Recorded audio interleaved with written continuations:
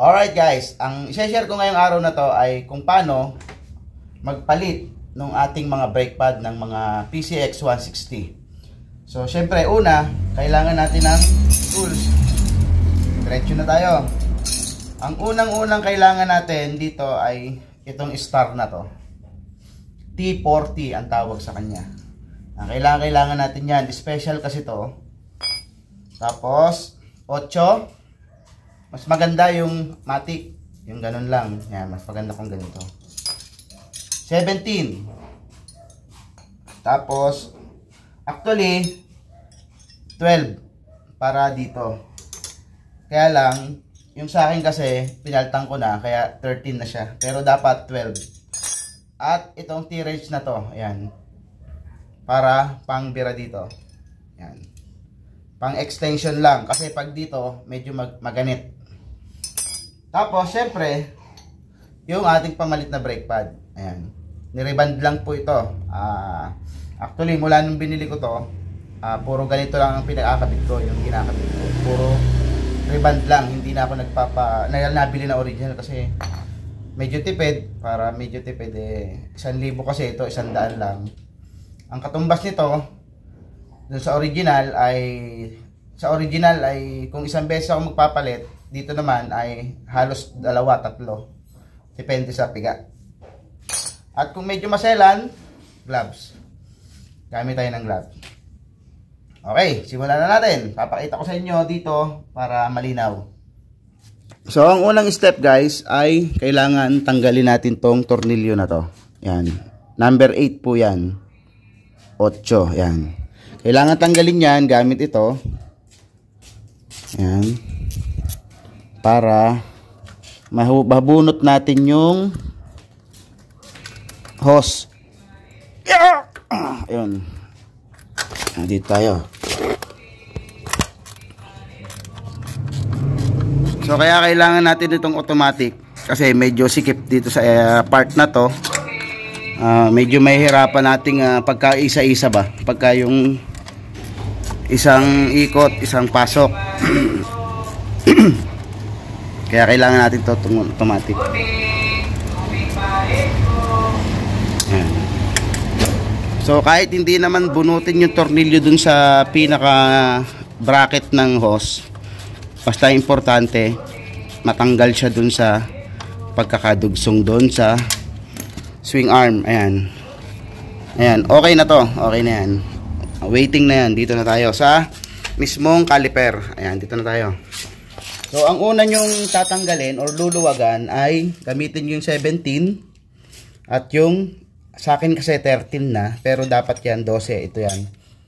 Ngayon, ginawa ko ng 13 yan dahil nawala yung tornilyo, nalaglag. Ito, kontrahin nyo na to dito. 17. Yan. Kontrahin nyo na yung 17 dito, then luwagan nyo na to. Yan. Luwagan nyo lang. Yung luwag na sakto lang. Ayan. O, pwede nyo nang luwagan ng luwag na luwag. O, pwede nyo. Para lang pag kinalas to, madali nating matatanggal to. Kasi pagka yung mahigpit to, nakalas mo na dito, pag hawak mo yan, mahirap birahin yan. Ngayon ang sunod, itong star. Madali lang to mga sir. Kayang-kaya po nating i-DIY. Yan yung sinasabi ko, maganit pag ganito. Kaya kailangan may ganito tayong tools. Tumigas na siya. Ito yung sinasabi ko na maganito. Hindi niya kaya. Hirapan. Maganit. Pero itong isa, naluwagan natin. Kaya yung sinasabi ko na gumaganit talaga yan dahil yung instances na nababasa yung loob ng bolt kapag dumadaan tayo sa baha. Ayan, medyo maganit. Buti, naluwagan natin itong isa. So, matutulungan na natin yung isa mamaya. Ito yung technique. Grabe, tigas. Ayan. Ito yung kinakalawang. Medyo nagkakalawang yan. So mamaya papalitan ko na ng alin to para mas madali. Ito, kaya pa natin yan. Kailangan na talagang gamitan dahil Ang tigas po. Yan. Pwede na natin tanggalin. Kaya gabitan na natin ng ganito. Ang tigas niya. Grabe. Yun. So, nangyayari talaga to mga sir. Dahil, yan o, napakatigas o. So, ilang buwan lang to. Hindi ako nagkakamali. 4 months. Kapapalit lang. Meron pang nakalagay na ano yan, na konting grasa.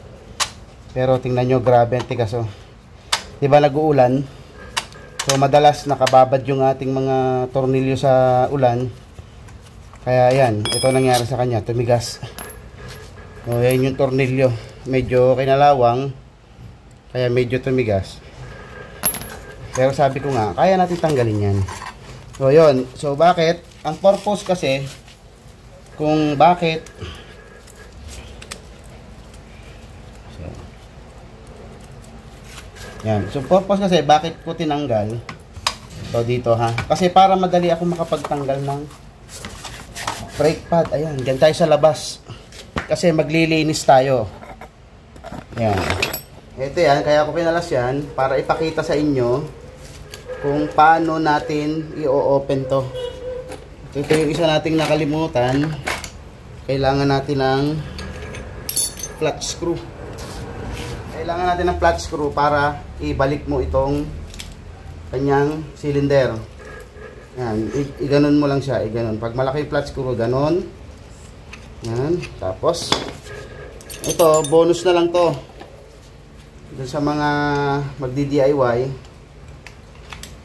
bahala na kayong gumamit ng tools kung ano yung anong available para lang mabuka ito. Hindi naman po katigasan. Ayan, yun. Okay na pala. Ayan, kailangan lang maibalik to para kapag inilagay natin yung bago, ma-open natin siya. So, ito yung isang challenging, yung paglalagay ng grasa rito. Ngayon, kung okay naman, yan, so medyo dry na ano. Kailangan natin lagyan ng grasa yan. Ito, ganun din, tingnan natin. Ito, medyo challenging dito kasi pag naparami kayo ng grasa, mahirap ipasok yan.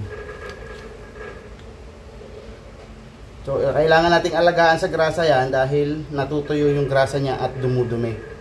So, sa ngayon, kailangan na talagang linisan dahil medyo tuyo na, oh.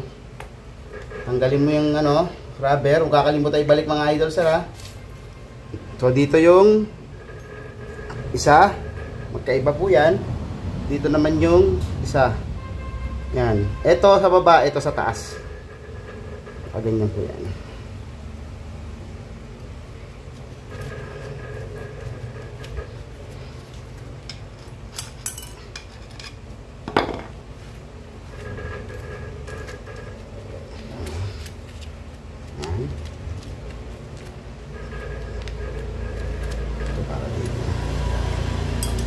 Ito naman hindi papasok pag mali. Pasok yan. Ngayon, suot natin yung basahan para malinis yung loob.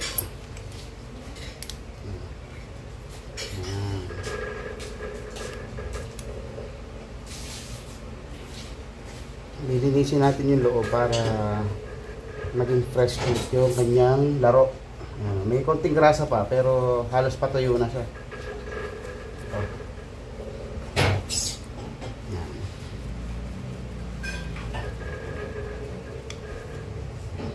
Okay, pwede na to.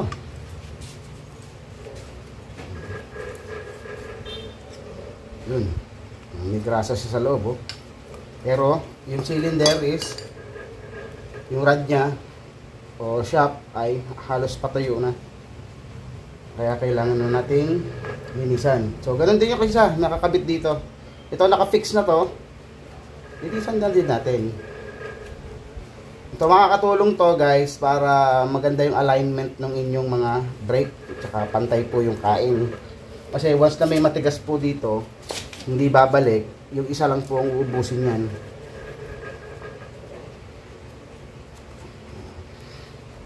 Baka nagtataka kayong iba na bakit kalahati lang daw yung nauubos. Yun nga, dahil stock up na yung kanyang shafting.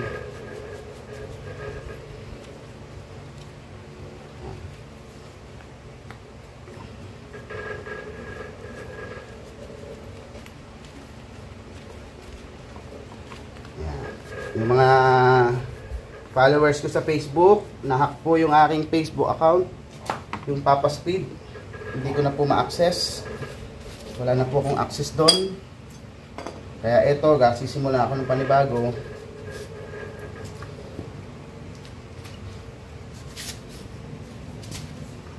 Pwedeng kamayin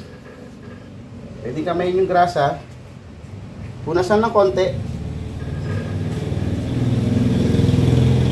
Kasi guys, mahirap magbalik pag masyadong marami. Promise. Subok ko na po yan. Ito, tamang-tama lang. Yung konti lang. Huwag pong sobra. Alam niyo naman pag sobra, masama. Yan. Ganda. Okay. Ito naman, dip lang. Masyado na marami to, pero sige, try natin kung hanggang saan ang kaya natin.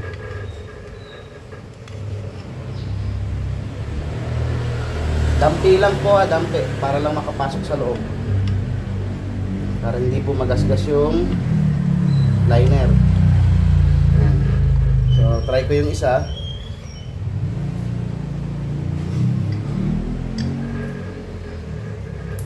Yun, medyo tagumpay po tayo, pumasok. Hindi po magkakamali yan sir kasi hindi papasok yan. So tagumpay tayo dahil pumasok siya. Pwede pa natin dagdagan ng konti. Yun. Yun. Okay, so yung rubber naman,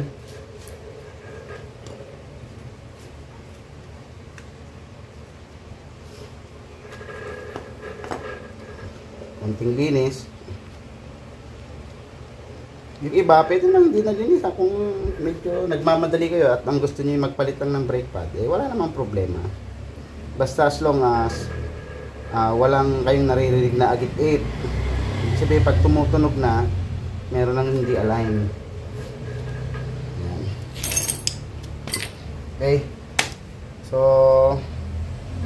sa ilalim yung ito yung nasa ilalim, ano? So, dito siya. Dito siya. Sabihin, ito yung nasa ilalim. Yan. Ito sa ibabaw. Yun.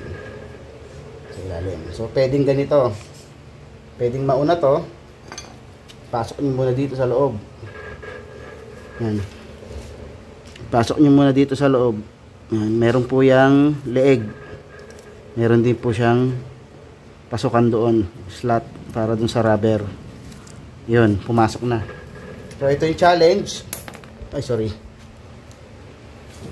Punas ulit, lagay ng konting grasa. Ito yung challenge mga sir. Sabi ko nga, konti lang, huwag makakadamihan ng grasa dahil mahirap po ipasok. Kaya pag may ano na, may rubber na. Yun, ayos, pumasok. So, kailangan lumalaro yan, palabas at paloob. Okay, so okay na yung isa. Tagumpay tayo. Ito namang isa.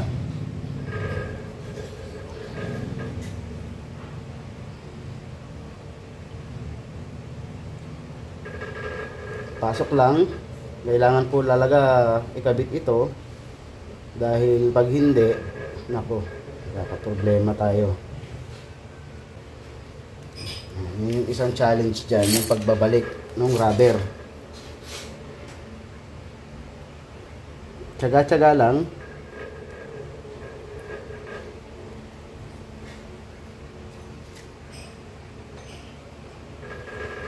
Tsagaan lang to.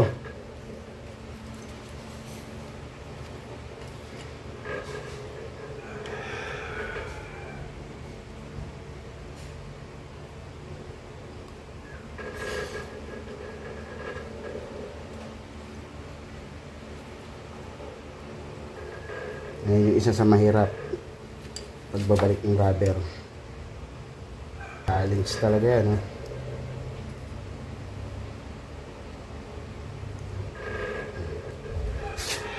Yun yung challenge, idol. Ayan, yung pagbabalik.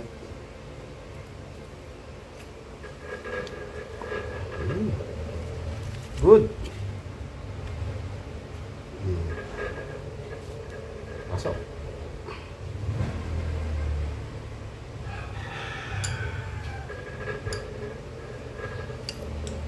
Okay.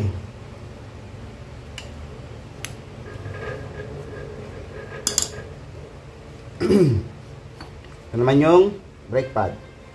Paano ba siya? Ganyan, ganyan. Ganyan. Ganyan siya.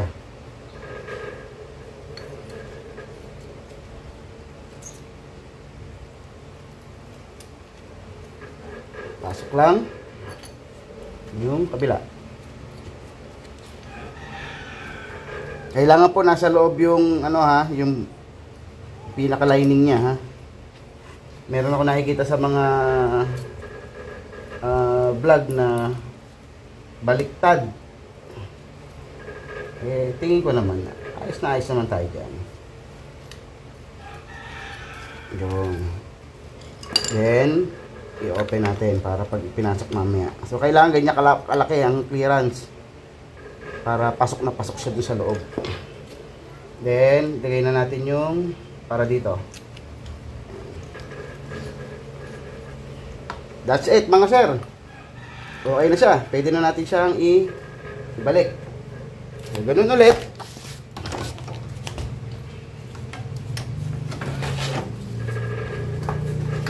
Yun. Balik na natin. Yan. I-open ng konti. And then, pasok. Yun. Pasok na siya.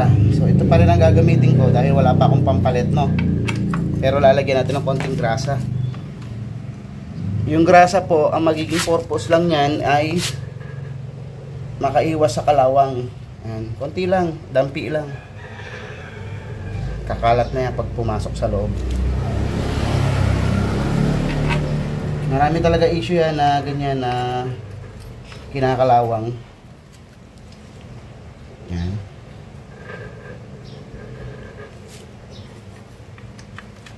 Dadampian lang natin para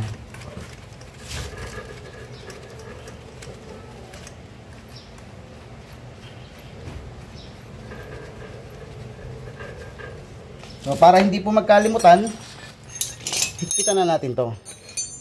Yung 17 kanina. Yan. Higpitan nyo na yan.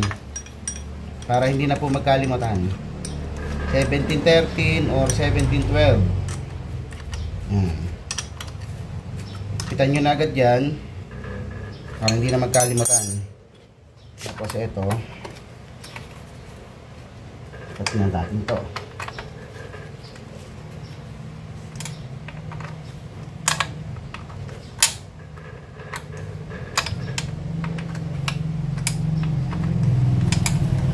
Maganda sana kung may T na ganito, yung letter T. Specialized na. Kasi pag lagi rin naman kayo magpapalit ng brake pad, pa-specialize na tayo ng letter T. Para madali. Yan. So ito yung ginamit ko dahil medyo haros na to. Kailangan na natin bumili ng bago. Yan. Okay. So okay na, yung 8 naman. Yun nandito, higpitan ko na yun ha. Kakabit ko na siya. So, minsan, hindi ko na kinakabit to nung una. Dahil lang hirap. Dahil lang tumutunog, umiingay. Yun ang kagandahan sa kanya. Ganon ka lang ng ganon ha. Pagka naka-automatic na yung ratchet na 8.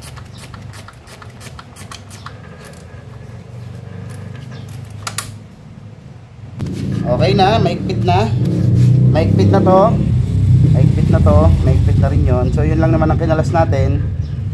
Kailangan pigain yung brake. pigain nyo yung brake bago kayo mag-test. Yan, pigain nyo to. Bakit? Ang unang piga niyan, lusot. Ayan, lusot yan. Huwag kayong magtataka kung lumusot yan dahil lumaki ang clearance ng inyong caliper. Sa pampiga, palapit na lang palapit yan. Sa pampiga, dalawa, tatlo, okay na. Yun. Yun lamang mga idol. Ingat and huwag pong kalimutang mag-subscribe dito sa aking YouTube channel. Thank you.